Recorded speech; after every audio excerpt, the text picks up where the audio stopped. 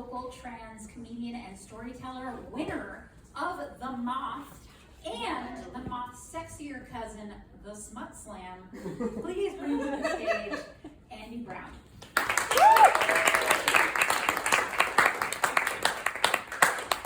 So that last set is actually a really good tie-in to what I'm about to talk about. I work in a nursing home. So my life is full of bingo, Fig Newtons, and horny old ladies. You can actually look this up, like gonorrhea rates among the elderly have gone up 4-fold. So when your grandma asks you to pick up a new prescription, don't ask any follow-up questions. You don't want to know. She's having a good time. Maybe get her a box of condoms just to be nice. And I know, like, it's a little weird to talk about horny old people, right? Because in our culture, we really infantilize the elderly, or we let them run the country. It's like, there's got to be a middle ground between, like, child and dictator. And Pop Pop's retirement hobby can't be genocide. It's some other option. Is that too far? But most older adults aren't like that. Like, most older adults just want connection and maybe some dick and some nice tissues. At the nursing home where I work, they hired this young man. He was in his 20s, real muscular, handsome. His name was Ruben, and he was in the maintenance department. And then suddenly, mysteriously, things started breaking in women's rooms. These ladies were manifesting their handyman porn fantasy. Like messing up their remotes, twisting the knobs off a dresser. One lady tried to throw her cane through a window. And I talked to her about it because I was like, I have to know. I was like, Miss Evelyn, what were you thinking? And she was like, well, I wanted Ruben to come here and fix it. It's like, okay. And then what? Y'all hook up? Like, I'm not saying Miss Evelyn couldn't get it, but I am saying that it would kill her. That man would literally break her back. She has osteoporosis, like one good thrust and just her pelvis would just turn to dust. She did not care. She did not care. She's going for it. I can't even remember the last time I got gonorrhea. I should really be going for it too. Jesus. But yeah, it's a little weird because I'm an occupational therapist, so I also, when Ruben got hired, became sort of like an HR agent. So like went to this woman's room and I'm like, Miss Laura, you cannot tell Ruben that he has a butt that reminds you of your late husband, God rest his soul. Nobody wants grandma to tell them they have thick cakes, you know, or at least not in the workplace. And she was like, oh, he likes it. I was like, no, that's what predators say.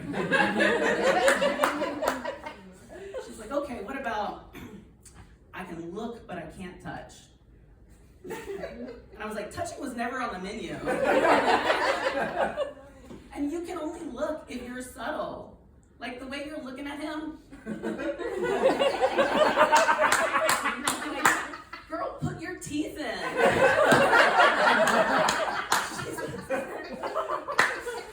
Oh my God. Old ladies are going for it.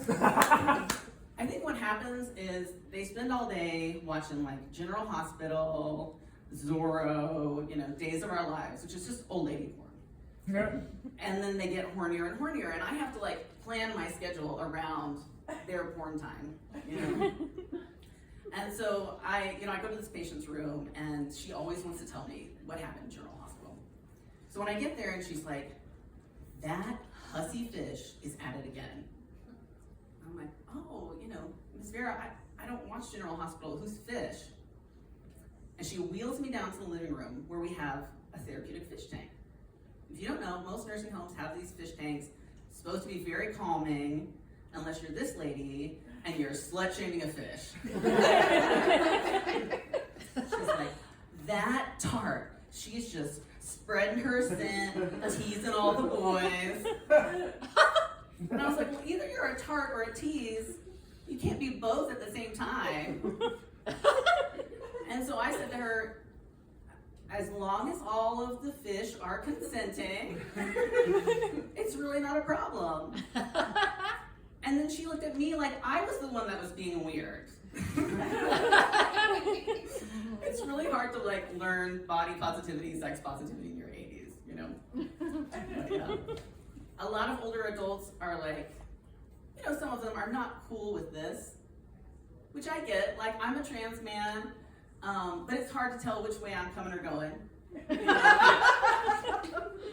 I kind of just stopped in the middle. I was like, this is good enough. I had a patient, I wear a little pronoun pen, and a patient saw it and she said, oh, you're not a man. You're too pretty to be a man. And I never have a good comeback, but I did this day. Because I said, there's a lot of pretty men in the world. And I'm one of them.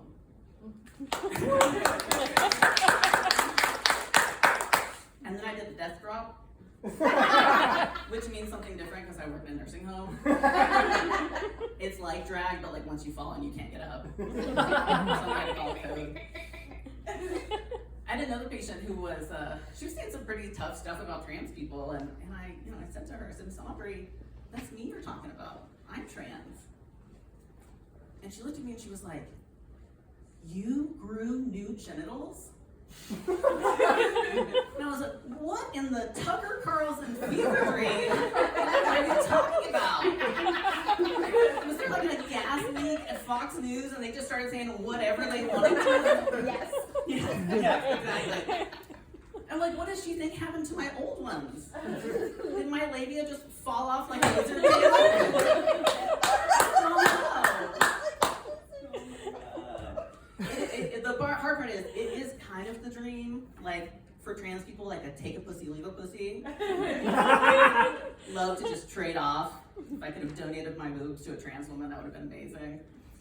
But most old people don't care about that shit. If you're taking care of them, that's all they really care about. And most of them are still in a place where they want to grow, right? So I talked to this lady, you remember this Cheney fish lady? And I was like, okay, I'm gonna go do a comedy show tonight. Is there anything, like, can I tell a story about your fish? And she was so excited. She said, tell them she's a trollop, and she learned it from me.